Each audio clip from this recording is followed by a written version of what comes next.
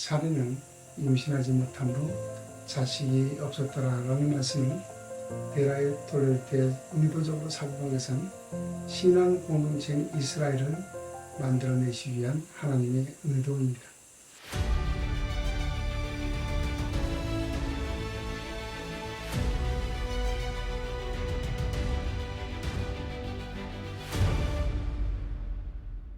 여러분 안녕하십니까? 이번 영상은 창세기와 친숙해지기 네 번째 영상으로 데라의 토레트에서 그 중심 인물인 사라에 관하여 말씀드리겠습니다. 창세기에서 모든 토레트가 중요하지만 그 중에서 데라의 토레트는 매우 중요합니다. 그러면 창세기 11장 10절의 셈의 동적 토레트의 등절로 이어지는 창세기 11장 27절로 32절의 데라의 토레트와 관련하여 보시겠습니다. 데라의 토레트는 놀랍게도 사라에게 집중합니다. 그러나 우리는 데라의 토레트에서 놀라운 만큼 아브라함만 찾으려고 하고 창세기 10장에서 모든 시선을 아브라함에게 집중합니다. 그러나 데라의 토레트를 순 상황으로 보시면 데라의 토레트가 사례에게 집중하고 있는 것을 알 수 있습니다. 그러면 데라의 토레트를 순위 상황으로 보시겠습니다.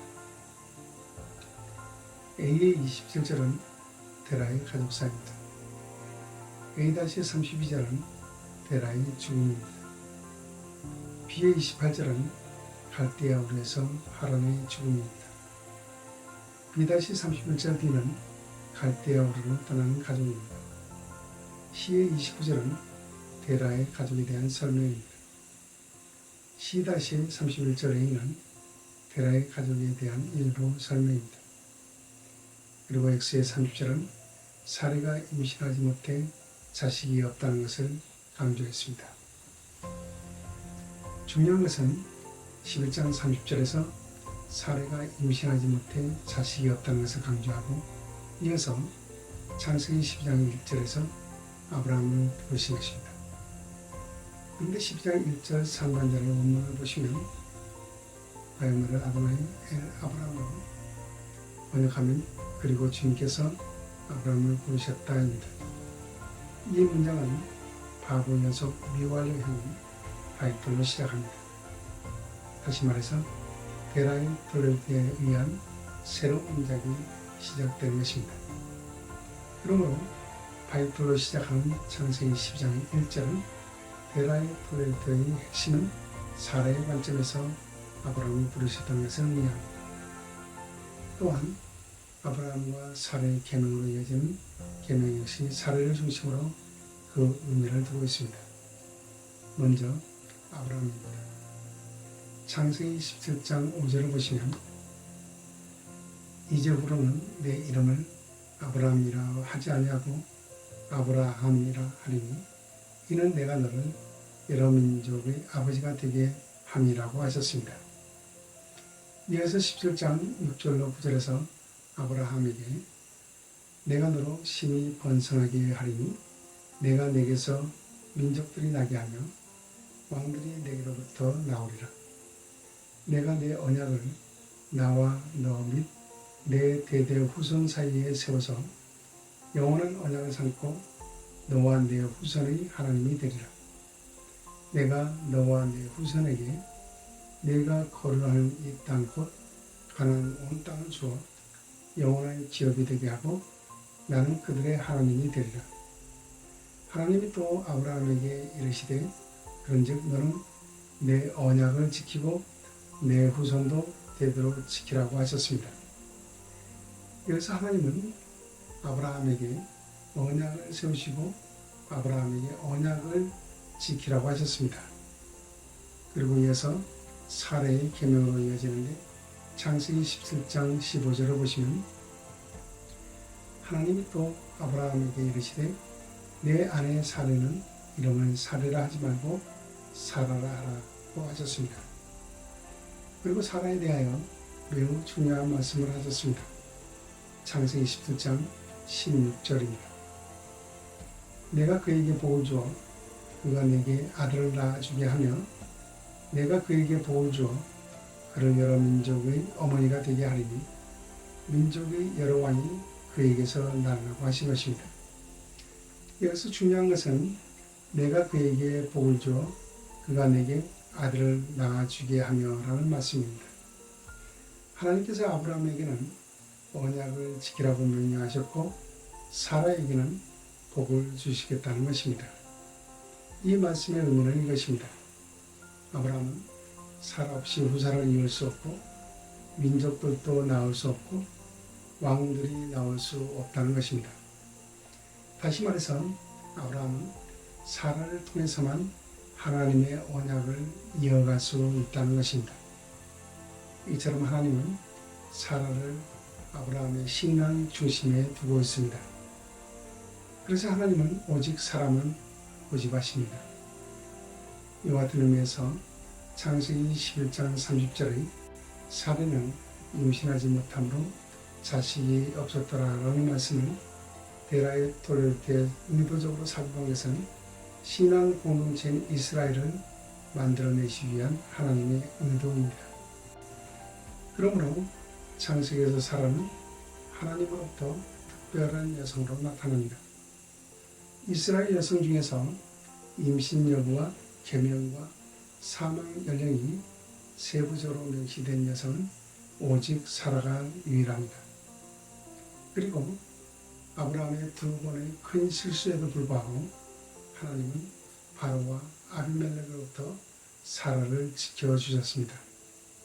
하나님께서 바로와 아비멜렉으로부터 사라를 지켜주신 사건은 우리가 일반적으로 이해하기가 참으로 어렵습니다. 왜냐하면 아브라함이 자기 아내 사라를 바로와 아비멜렉에게 빼앗긴 것이 아니라 자기의 목숨을 부지하기 위해서 사라를 바로와 아비멜렉에게 조건 없이 넘겨주었기 때문입니다. 이뿐만 아니라 아브라함은 사라를 넘겨주고 그들에게서 물질적으로 후한 대가를 받았습니다. 이와 같은 아브라함의 행동은 정상적인 사람이라면 이에 불과한 것입니다. 그리고 아브라함에 비하여 바로와 아비멜렉은 당시의 문화적으로나 윤리적인 면에서 그렇게 잘못된 것이 아닌 것입니다. 이로 보건대 아브라함의 행동보다도 오히려 바로와 아비멜렉의 행동이 정당한 것입니다. 그럼에도 불구하고 하나님은 사라에게만 관심을 두고 사라를 지켜주신 것입니다. 그러면 창세기 12장 16절로 20절을 보시겠습니다. 이에 바로가 그로 말미암아 아브라함을 후대함으로 아브라함이 양과 소와 노비와 암수 나귀와 낙타를 얻었더라. 여호와께서 아브라함의 아내 사라의 일로 바로와 그 집에 큰 재앙을 내리신지라. 내가 어찌 그를 누이라 하여 내가 그를 데려다가 아내를 삼게 하였느냐. 내 아내가 여기 있으니 이제 데려가라 하고 바로가 사람들에게 그 일을 명하며 그들이 그와 함께 그의 아내와 그의 모든 소유를 보냈더라고 했습니다. 여기서 아브라함이 바로에게서 양과 소와 노비와 암수 나귀와 낙타를 받고 사례를 바로에게 넘겨주었음에도 불구하고 하나님은 사례의 일로 바로와 그 집에 큰 재앙을 내리셨습니다. 그리고 바로의 손에서 사례를 빼앗아 오셨습니다. 그리고 특별히 하나님께서 사라를 아비멜렉으로부터 구하시는 장면은 대단히 놀랍습니다. 창세기 20장 1절로 3절을 보시겠습니다.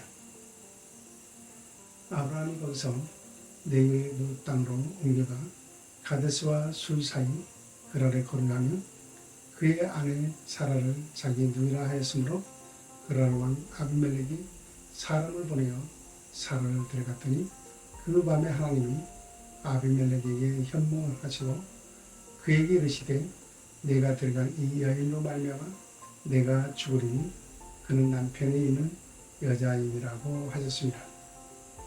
여기서 사라의 연고로 아비멜렉은 곧 죽을 지경에 놓인 것입니다. 이어서 창세기 20장 6절로 7절을 보시겠습니다. 하나님이 꿈에 또 그에게 이르시되 내가 온전한 마음으로 이렇게 한 줄을 나도 알았으므로 너를 막아 내게 범죄하지 아니하게 하였나니 여인에게 가까이 하지 못하게 하니 이 때문이라. 이제 그 사람의 아내를 돌려보내라. 그는 선지자라. 그가 너를 위하여 기도하리니 내가 살려니와 내가 돌려보내지 아니하면 너와 내게 속한 자가 다 반드시 죽을 줄 알지니라고 하셔서 아비멜렉이 사라에게 가까이 하지 못한 것이 하나님 막으셨기 때문이라고 하셨습니다.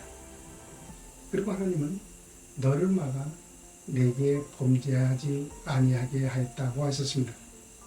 사실 아비멜렉은 사라를 범하게 되면 아브라함에게 범죄하는 것이 되는 것인데 하나님은 여기서 내게 범죄하는 것이라고 하셨습니다. 그리고 사라를 돌려보내지 않으면 아비멜렉과 그에게 속한 모든 자들이 반드시 죽을 것이라고 경고하셨습니다. 그리고 사라를 구하시기 위해서 아비멜렉과 그에게 속한 자들에게 행하신 하나님의 계획은 참으로 놀랍습니다. 창세기 20장 17절로 18절입니다. 아브라함이 하나님께 기도하며 하나님이 아비멜렉과 그의 아내 여종을 치료하사 출산하게 하셨으니 여호와께서 이완이 아브라함의 아내 사라의 일로 아비멜렉의 집의 모든 태를 닫으셨습니다라고 했습니다. 다시 말해서 하나님께서 사라의 일로 아비멜렉의 집의 모든 태를 닫으신 것입니다.